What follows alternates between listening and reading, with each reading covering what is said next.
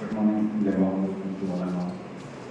Yeah, it's nice to show me your AI tools for Sean. I was just confused for the sex that is the topic.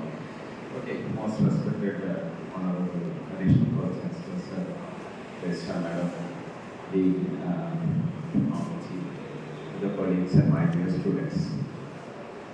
It's happy to see such a good crowd because many of the times when we organize many of the programs, we see like very less numbers.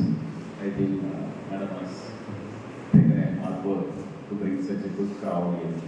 So when we talk about the AI, we always think that it is something related to technology or like what we call so-called engineering aspect or something.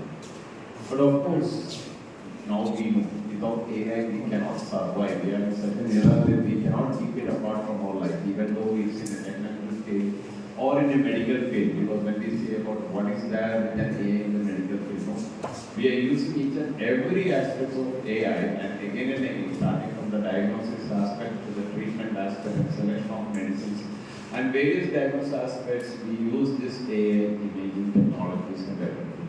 So this is a current era that we cannot stay away from this.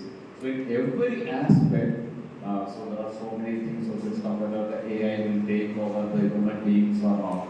The thing is that how do you use the AI? See, AI is not something like against human or anything. Because always we see even like an education, it's two-sided sword. How we use that?